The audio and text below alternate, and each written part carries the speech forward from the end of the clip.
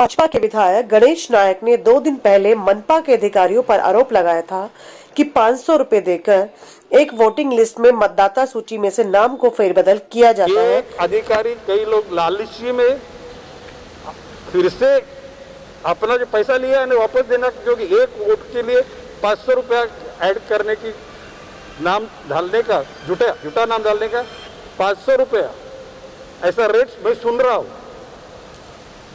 बात ऐसी है, बहुत गंभीर है और इसके लिए हमने बोला कि यदि इसमें नहीं बदला हुआ तो हम लोग महापालिका के सामने आके यहाँ पे एजिटेशन।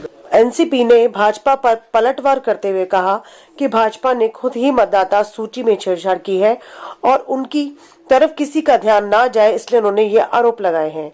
एनसीपी नवी मुंबई के प्रभारी विधायक शशिकांत शिंदे ने आरोप लगाया है कि मतदाता सूची में 90,000 से अधिक फर्जी मतदाता हैं और प्रत्येक नाम के लिए 1500 रुपए लिए गए थे, जिसमें चुनाव आयोग से जांच करने और नए मतदाता सूची तैयार होने तक चुनाव न कराने की मांग की गई। चुनाव में हर पार्टी ने यहाँ पे ऑब्जेक्शन लिया है, हरकत की है कि जो मतदार सूची और यादी बनाई गई है वो फॉल्टी है, गलत है।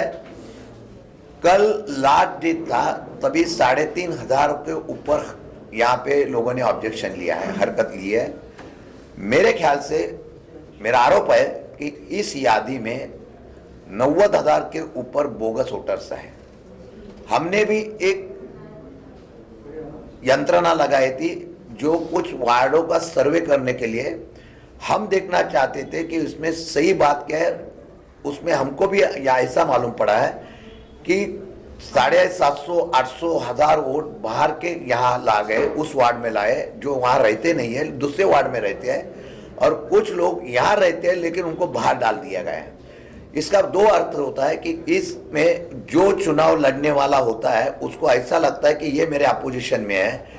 वार्ड की सूची के बाहर उनको अगर बॉर्डर के बाहर उठा के वही इमारत को या वही घर को बाहर डाला जाता है तो उसमें शंका लेने की जैसी जगह होती है।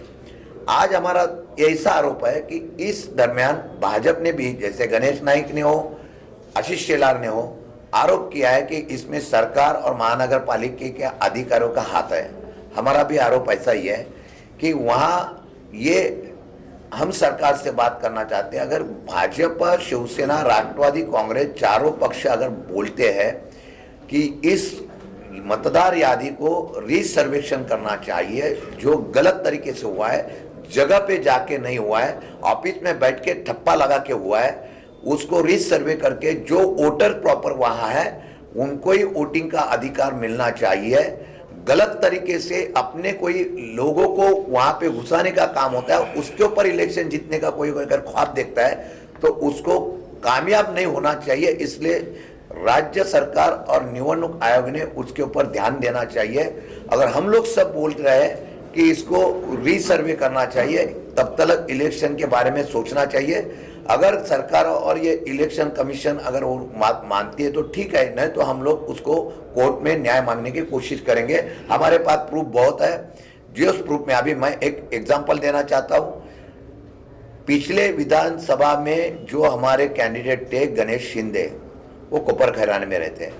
उसके घर में 12 लोगों का नाम वहां पे बोगस आ गया है, उनको भी पता नहीं है। मेरे घर में और कुछ तो लोग ऐसे कि फैमिली में 6 लोग हैं, 2 लोगों का ये वार्ड में नाम है, 4 लोगों को उठा के बाहर के वार्ड में डाल दिया है।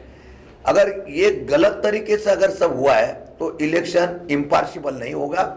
हमारी मांग है, अगर बीजेपी आरोप करती है कि ये सरकार से और महानगर पालिका, हमारा आरोप है ये सब मिला के प्रेशर करके यहाँ पे महानगर पालिका का अधिकारी हो, महसूल का अधिकारी हो, जिलाधिकारी के अंडर ये यादी तैयार होती है।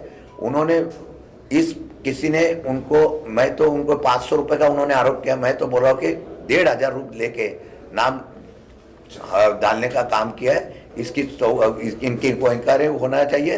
इंक्वायरी होके जो उसमें दोषी होगा उसके ऊपर कार्रवाई होनी चाहिए।